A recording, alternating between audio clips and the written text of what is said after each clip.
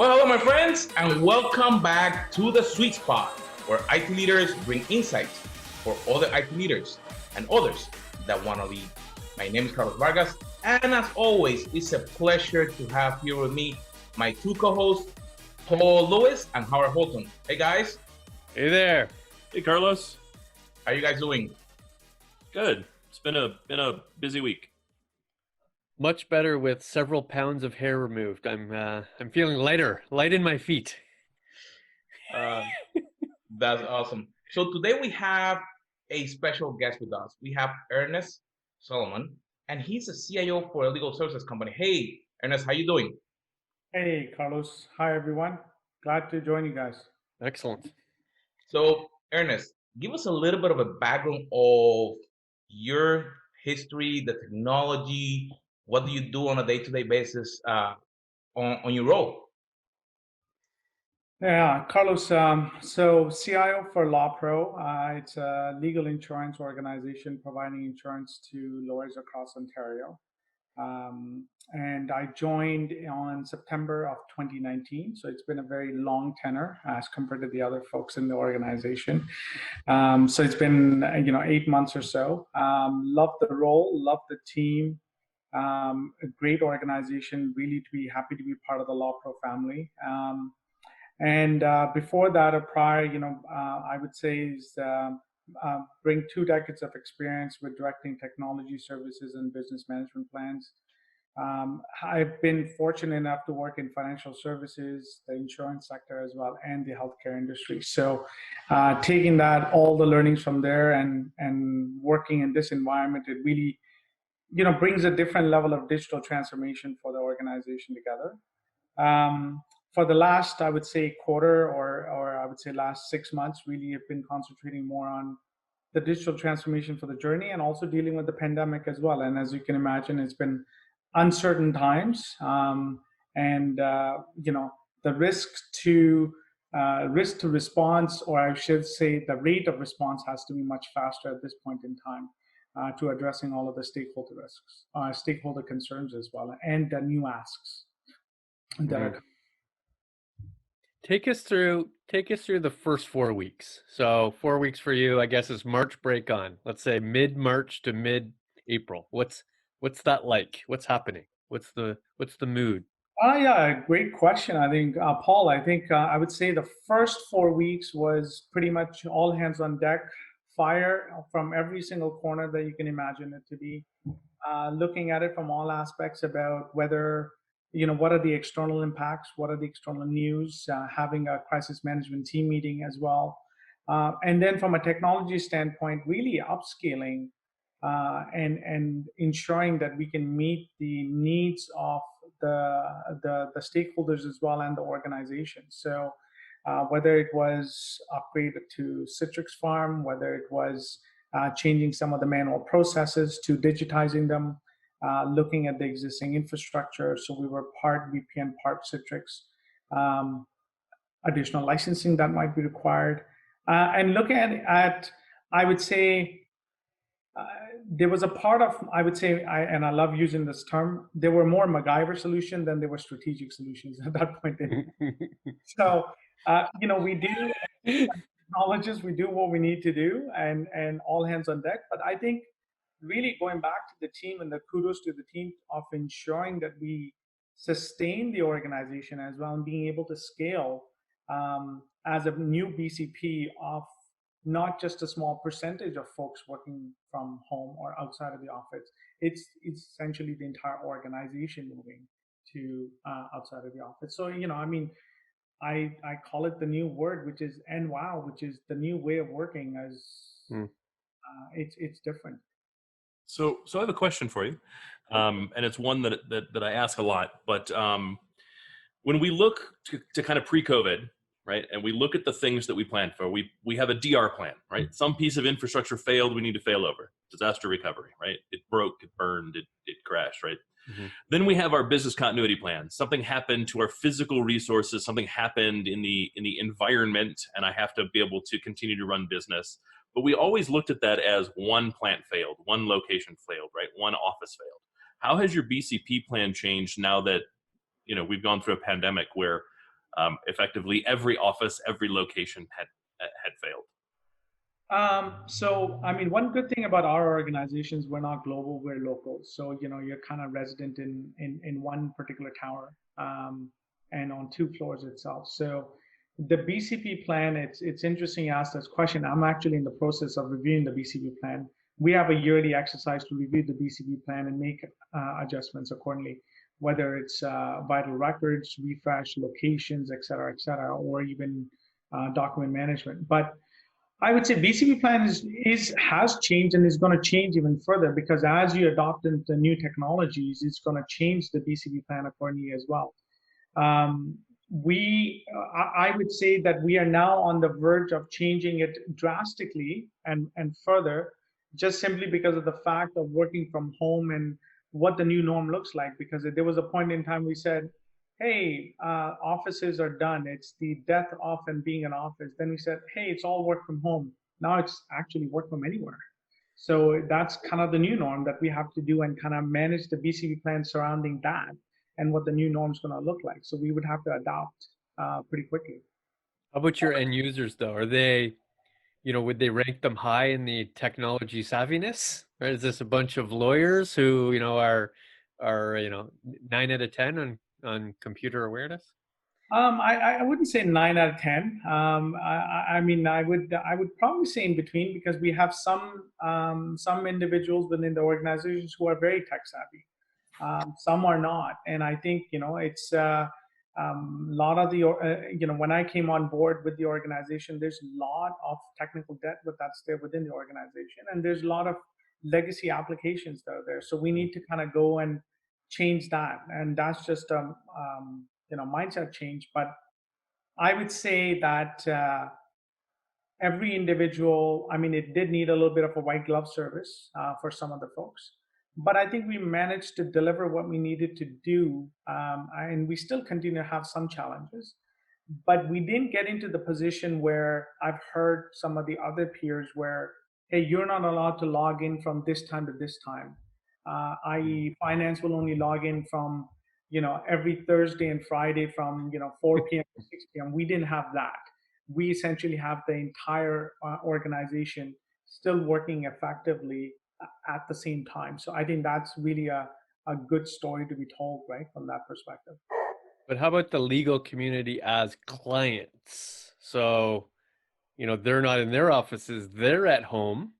And then has that affected support calls? Has that affected their connectivity to software? Are you seeing an uptick just in sort of the client side of the equation versus the sort of the staff side of the equation? I think if I look at the larger, broader, I would say the legal community, I think, if you look at large organizations like Gowlings and Dentons, they have the infrastructure. So most of them are global organizations, so they have their own IT and managing through, same essential way that we're managing it from that perspective. But I would say, yeah, the individual collaborators, the individual lawyers who are there, I think, yeah, that is definitely a challenge of how they are going to be operating on the new way of working. Whether it is just from signing to somebody to be present to take that signature, all that's going to change, and it is changing as we speak of now. Howard, like U.S. legal community, same? Is it? No. So no. There's a joke I would tell, and I would tell it from the perspective of CIO of a legal services company. So Ernest may appreciate it. The 3 least technical users in the world are, in order, attorneys, number 3, judges, number 2, and the 12 people who can't get out of jury duty is number 1. And I say that it's tongue in cheek, but at the same time, it comes from having to support attorneys that are anywhere from just out of law school, reasonably tech savvy, expect a mobile experience that they're not finding in law, right? All the way through to been practicing law for 55 years, name is on the door, not learning anything new, having to do with technology, right? Unless you meant ink. Yeah, that's as technological as they get. Yeah, I mean, there are some that are fantastic. There are law firms that really understand the value of technology, and we're in a really good position when all of this happened, right? They transitioned to work from home. It was effective, and then there's law firms that never enabled that technology to begin with. It was all fresh and new for them, and it's been a nightmare, right? Too many that didn't adopt electronic signature. Mm-hmm.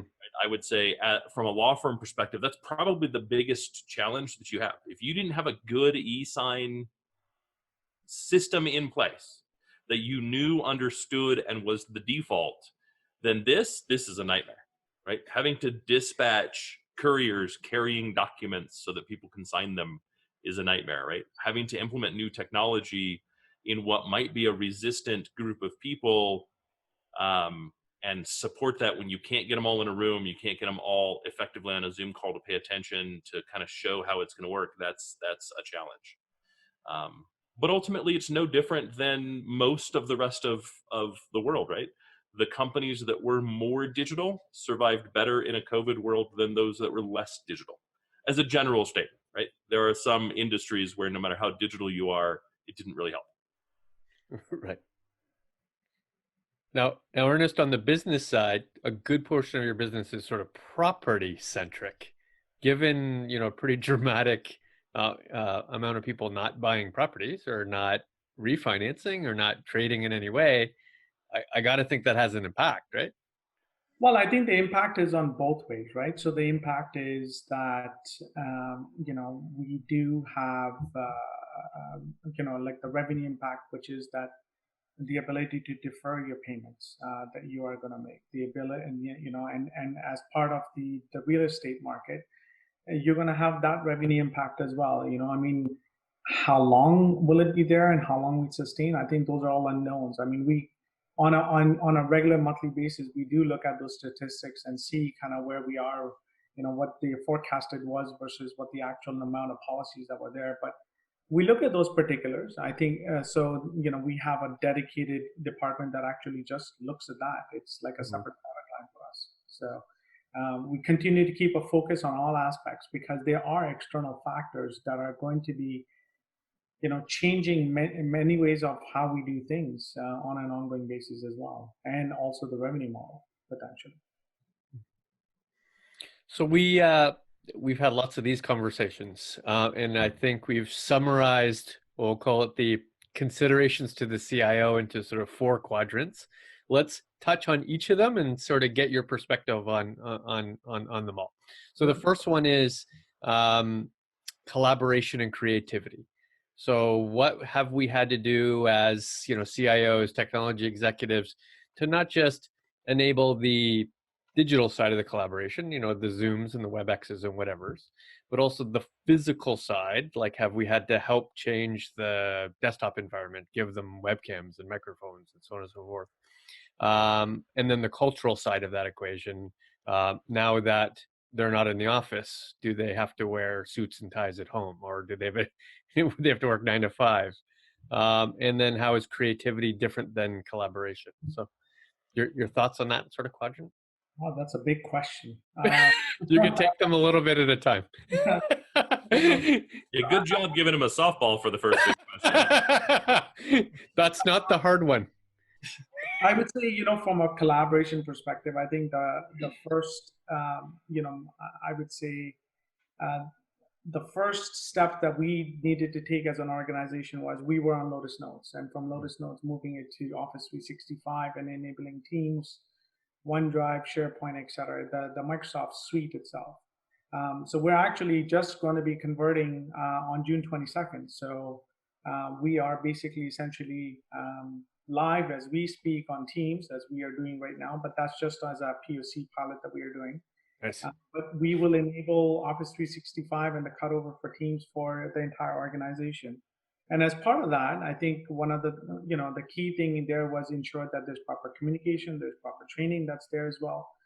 And I think one good thing that I'm really liking about it is that, having support from the senior executive team as well, i.e. the CEO and the board as well, we decided that the day of the cutover, they don't do work. They'll get a checklist.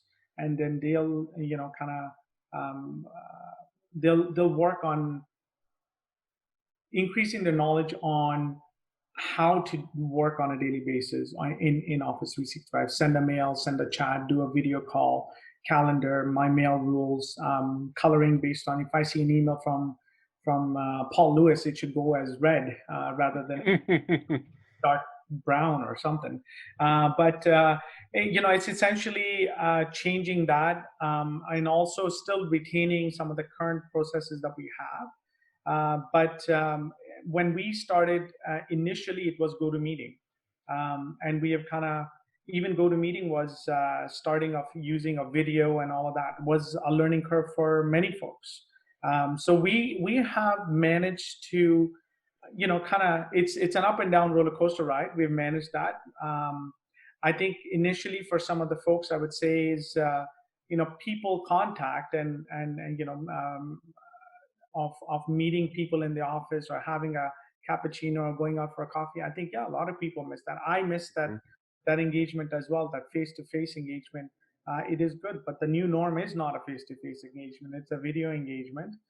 And it's going to be, even if you're in the office, it's most likely still a video engagement that you're sitting across the boardroom, rather than it to be 10 people in the boardroom from that perspective. So I think from a collaboration perspective, that has been a change, and I think we're going to continue to build on that.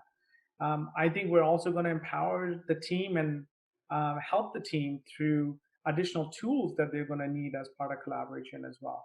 So whether it might be Confluence, whether it might be additional tools that might be required as part of doing further collaboration, we'll do that as well. Because one of the things that we looked at was communication as, collaboration, communication was critical, and flexibility of that communication was also very crucial as well. On a personal note, I think I would say is there's an aspect about team building, and then there's an aspect about still continuing to keep the team positive. As a leader, I think you have to keep positive.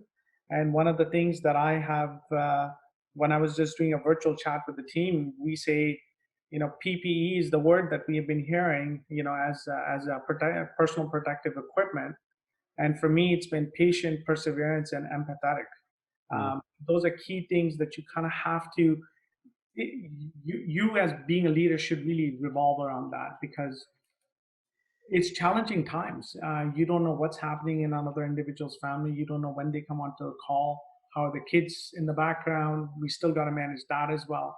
So it is definitely a challenging, and for some folks, it's a very daunting time. It creates a lot of anxiety and a lot of uncertainty. So as leaders, you have to be empathetic and kind of play as you go. There's no defined path in any shape, way, or form. And an additional thing, what we've done as part of collaboration is we know that there's a 3-year strategic plan, but I think what we're collaborating a little bit more is what is the next 3-month look like, and then kind of go forward from there on. And how is that going to change? Because that helps us get the quick wins as well. And we know what's the next thing we need to work on. So it's kind of helping us from that perspective. So I have a kind of a comment. One of the hardest things to do is human beings are really good at passive communication, right? We're really good at that. Oh, hey, since I see you. Oh, hey, since I have you. Oh, hey, since we're running into each other, kind of thing, right? We do it personally. We do it professionally. It's kind of second nature. As leaders, we also use that to get a kind of continual temperature of our team. Is this team member happy or sad? Do they look like, is their attitude similar to how it was yesterday? That's part of passive communication. We're not so good about active communication. But the reality is active communication has suffered less than probably anything else in business, because active communication is, I have a scheduled meeting. Do I care that it's in person or over Zoom? Like, that's been a relatively painless transition. But where I found there to be a massive transition is a lot of people in leadership aren't taking the extra step to really kind of force the passive communication to become active communication. Right. So what have you done? What have you encouraged your, leader organization to do to kind of transform that passive communication back into that active communication? a good question, and I think I would say that every leader kind of needs to work on that a little bit more, including myself. And as being candid and transparent, I would say as part of passive communication, I think one of the things is, when we were right in the center of COVID at that point in time, when everyone was kind of forced to go work from home, I think daily updates from the CEO as to what are the external impacts that are happening within or to the organization. What are just general thoughts? How's work being done? I think the teams did well, but I think the CEO communication on a daily basis was profoundly, I think, made a very positive impact on the teams itself. So that was one aspect, which was, I think, I would say, I'm even thankful for him to be sending those emails out on a daily basis, because it takes a lot of time and effort to kind of go and summarize thoughts on a daily basis. But the CMT team meeting daily, actively, to ensuring that the teams were feeling okay, and then there's always a touch point or check-in that one line or two lines down are constantly doing with their team members. So I think we managed, because we're not that large of an organization. I mean, I would see that even a major problem when organization are 10,000 or more, and those various levels. I can see those as many gaps as to the connection and putting people first at any point in time. All right, so let's ship it up. Oh, I'm sorry, Paul. I was just going to add one more. Also, we need to be comfortable as leaders to sort of shift the control and accountability, right? So the one thing I hear most often is, especially with Zoom meetings, you're inviting us into your house, and therefore you get to set the rules, right? So if your working norm is not now 9 to 5, it's now 7 to 10 and 10 to midnight. Okay. If your working norm is that I'm not going to be on camera for these hours of the day because I simply aren't ready yet, that's okay, right? I'm not going to wear a tie. I'm going to wear t-shirts. I'm going to wear shorts. That's okay. And we have to be fine with that as leaders, just to sort of set the cultural stage. Yeah, I would say it's a great point that, the rules are yours. I think we've adapted quite well to that. I think one of the things also was, from an HR perspective, it was the flexible, even work from home policy, changing shift on your own schedule. Because, with kids being there, you may only be able to work from, a 7 o'clock to a 3 o'clock schedule. Mm-hmm. There were some additional requests that did come forward. We looked at them individual by individual, and addressed those accordingly as well.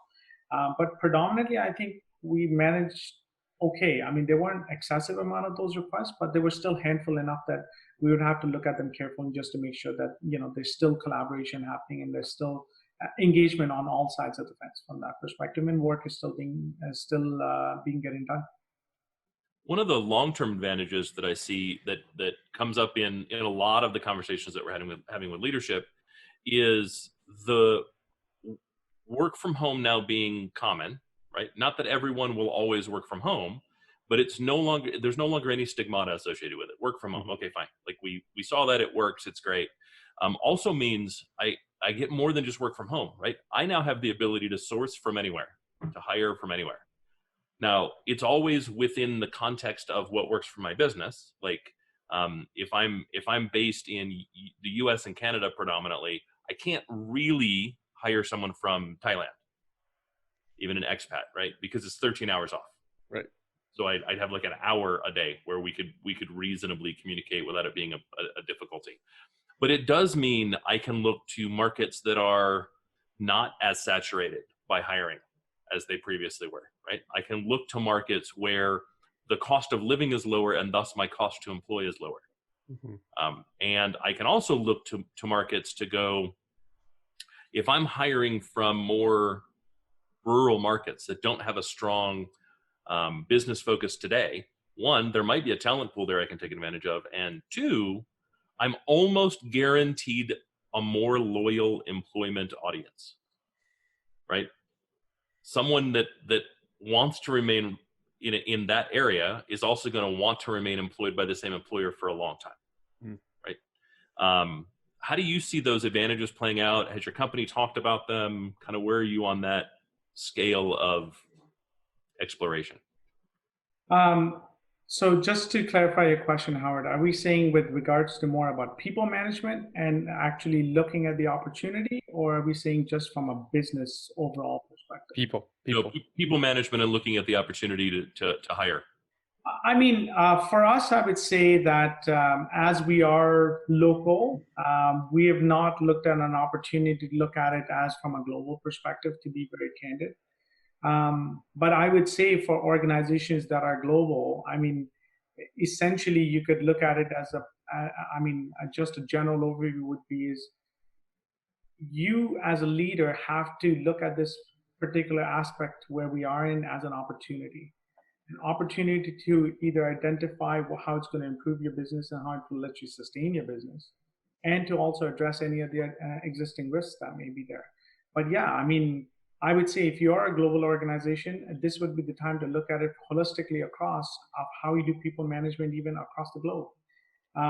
For us, I guess in one way, it's God's blessings that we are all local. We can manage. We're all on the same time zone, and we're okay now. Previous two organizations, completely a global environment. So connecting at that point in time was harder because office times are different. You are about 8 to 10 hours difference.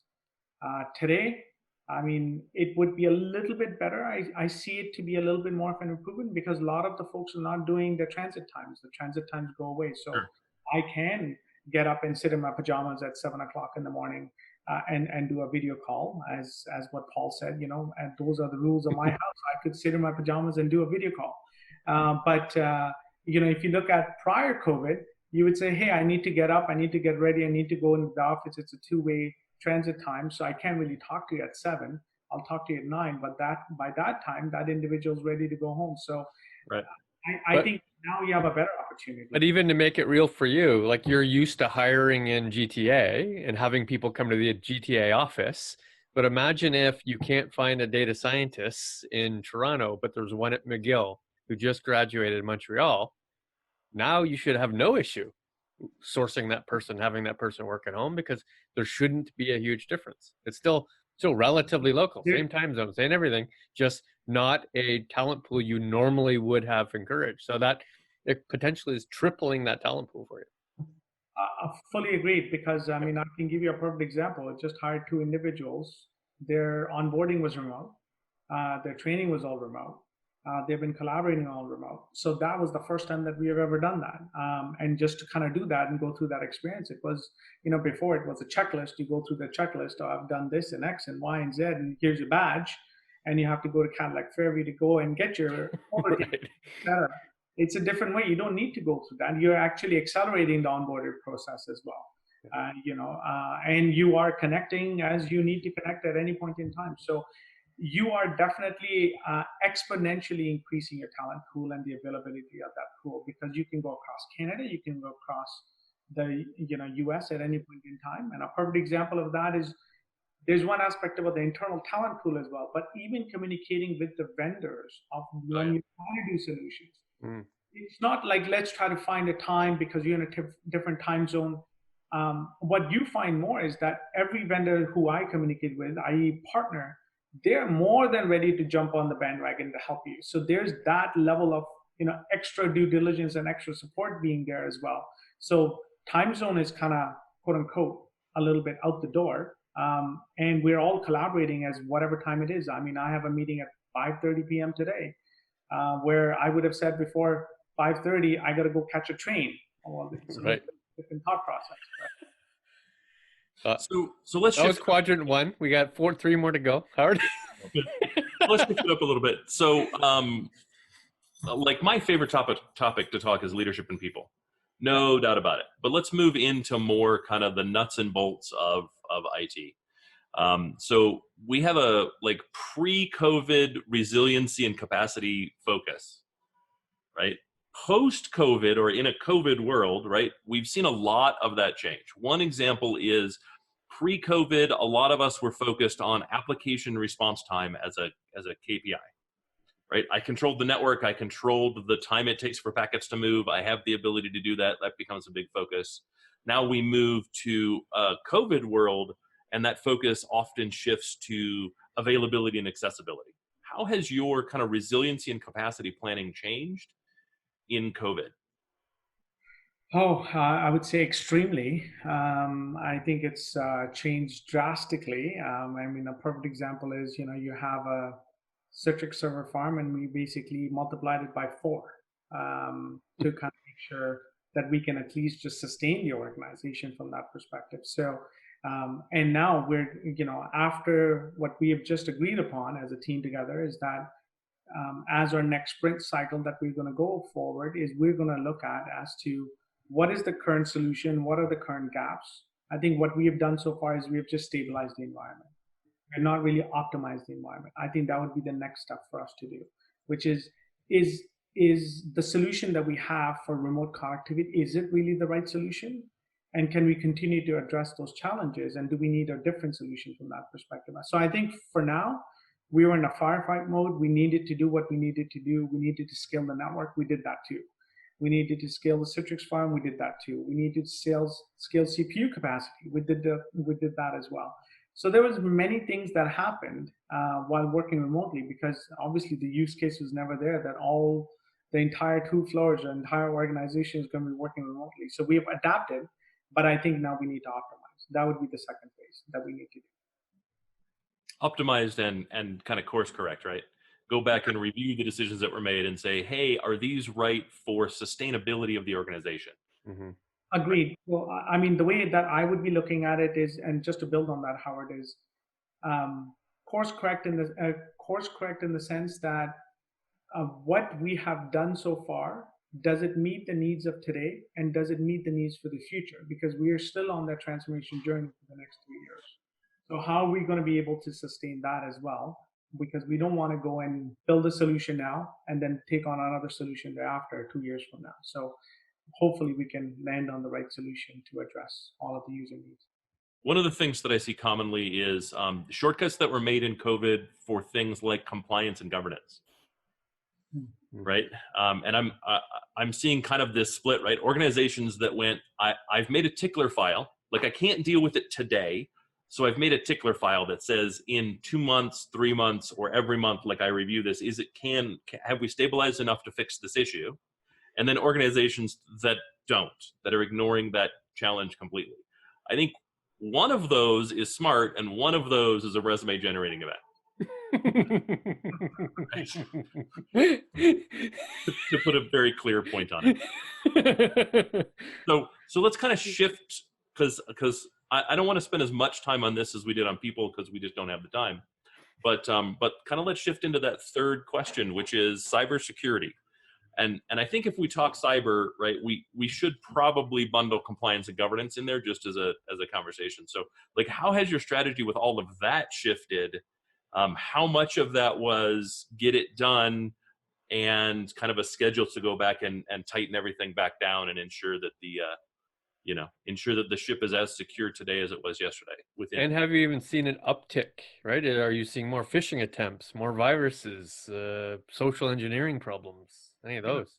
So I would say, I guess one aspect we were lucky, and I guess maybe sometimes strategically doing this right in the beginning of the year kind of really helped us. So what we did was we did basically information security framework as to what we thought of addressing or doing an assessment of where the gaps are for the organization.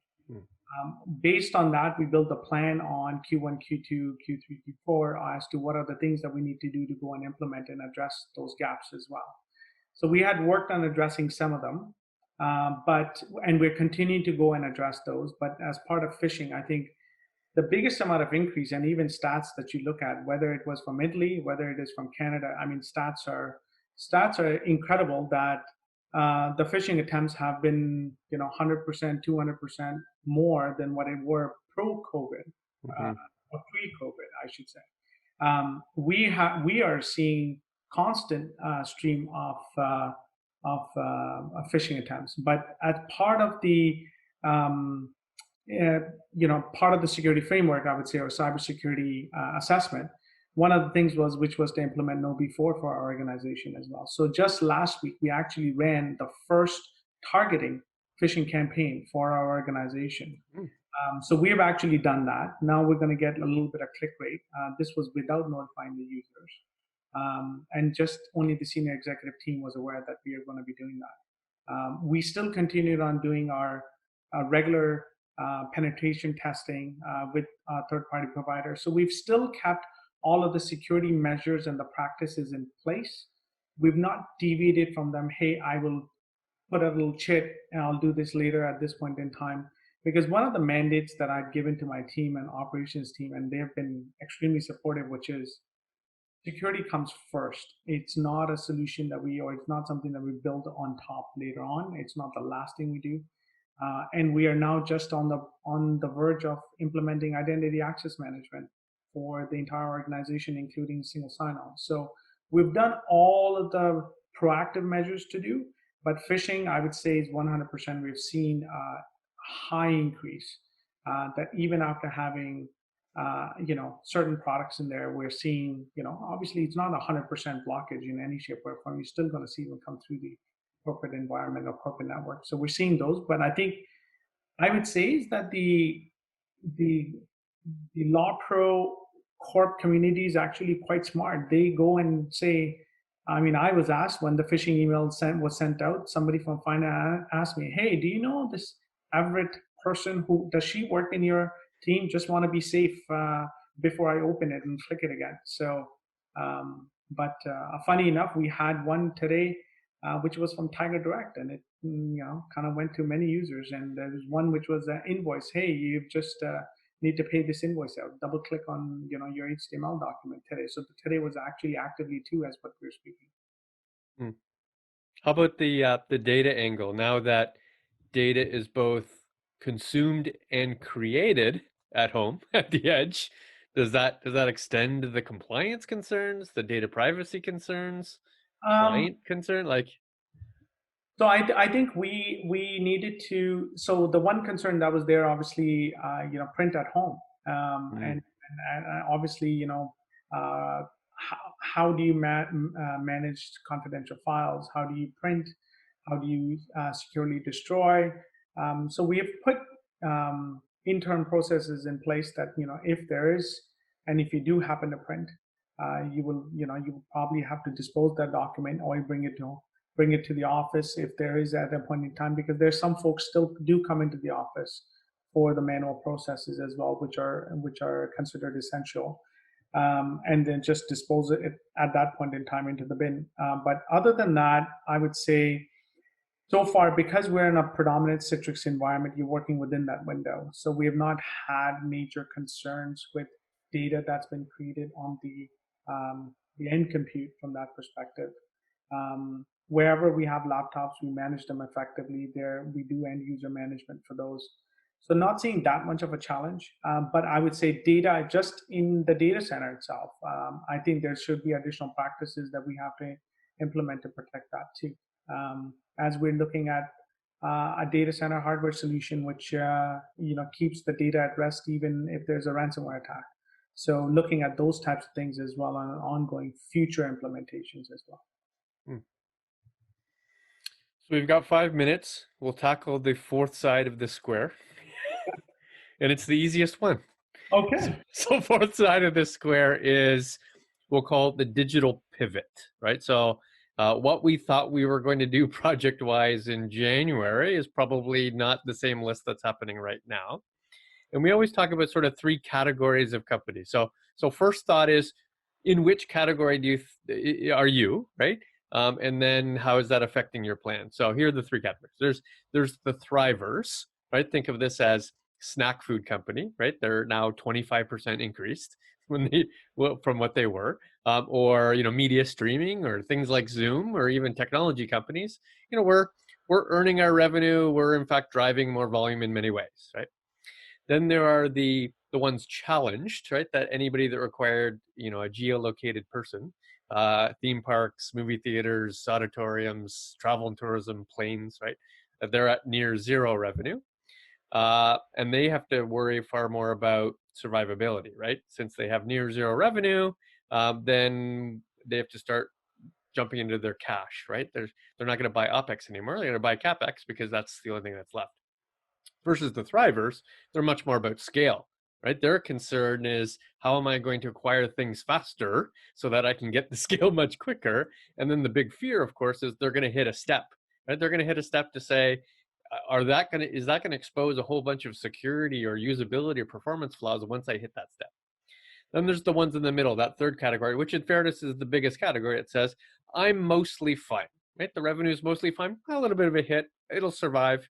But there's been some aspects of my business that was physical in some way. There was a branch, I needed to be one-on-one, or I needed to go to a grocery store, right? Or there was some, wet signature that was required in that process. And therefore I've had to sort of change my set of projects to determine how I need to go forward. But what do you think about that category wise? So I'm going to say you might not like this answer. I might be a little bit of a hybrid there. Hybrid's fine. And I think it's probably the last one I would say, because we're not essentially in a way Facebook or YouTube, Netflix, that the revenues are different because of the availability of the what it is today. I would say for ours, it's revenue is okay. I think there is a hit for that particular revenue. But I think what I'm essentially very proud of as well, which is that the CEO and the board has continued to support the technology transformation journey, and not put a halt on that. Because what can happen in an organization, revenue goes, well, you need to reduce your spending, in parallel as well, and then manage the costs accordingly as well. What we have been doing is, even though we've seen that, we're still looking at the transformation because it's essential to our business for us to continue and for us to sustain. So we have to make those investments, unfortunately, at this point in time. Yes, there are other methods, i.e. financial engineering. You're going to go from CapEx to OpEx, or you could do a deferred payment, you could do many other things. But essentially, what I'm feeling at this point in time, and this is just a personal reflection, by the way, you have organizations which are wanting to help more at this point in time, provide more resources at this point in time. So it is your opportunity, and you create that opportunity for the betterment of the organization, and actually leverage that skill set to kind of go forward. So whether it is identity access management to anything else which is key on the agenda to do, from whether it's application modernization, I would say at this point in time, every organization, it's an opportunistic time. If you can take advantage of it, then why not? For us, we're continuing on the technology journey. Yes, there are one or two things that we think should be delayed because I think they were nice to haves. We have essentially moved those at a later point in time, but the core essential piece, we're still continuing to go, and and the mandate is still there to go and address those from a technology strategy perspective. One of the things that I wrote about is effectively COVID should have taught us that every company is two things. Every company is a technology company, because that's how you're going to deliver from now in and into forever, and you're a logistics company. Right? Companies that ignored those two things had a really hard time coming into COVID. And companies that continue to ignore those two things are going to have a really hard time with their survivability after COVID. Agreed. And, just as a last point, I would say is that, there are extraordinary times, and the ordinary rules that you had don't work anymore. You need a lot of agility, you need a lot of adaptability. And as a leader, you have to focus on, multiple things at the same time. But I would say is you have to focus on yourself. You have to focus on the external impacts of what's happening within the outer world itself. And I think you have to keep a constant focus on what's happening within the peers, the team members, and your customers. Is your customers now wanting a different change? So you may not want to change, but maybe if the customer is saying, "Hey, I want this as a change," then you may have to adapt to it at that point in time as well. So that's also an external factor that we have to keep in mind, as senior leaders, to make sure that the ever changing customer landscape, I guess, at this point in time. Well, it was great. Awesome conversation. Yes, thank you. It's Over to always Carlos. it's always great to sit down and listen that conversation, Ernest. And if we think about other CIOs, other peers that they could be here right now, what will be your last words for them on what they can do through this challenge? What will be some words of encouragement for them? I would say, you know what? I mean, it's a great question. I would say, as senior leaders within the organization, you have to continue to motivate your teams. You have to empower them as well. You have to continue to establish trust within the remote organization, because they have virtual teams, and it's even now more virtual than ever. I would say swift trust is key. I think it's got to be people centric.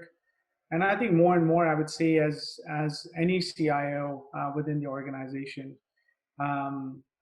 as I said earlier, I think the PPE is a critical part of your success, which is having the patient, so that way you're calm, you don't create different situations, having the perseverance to kind of go through this, and there's obstacles along the way, and there's going to be many bumps.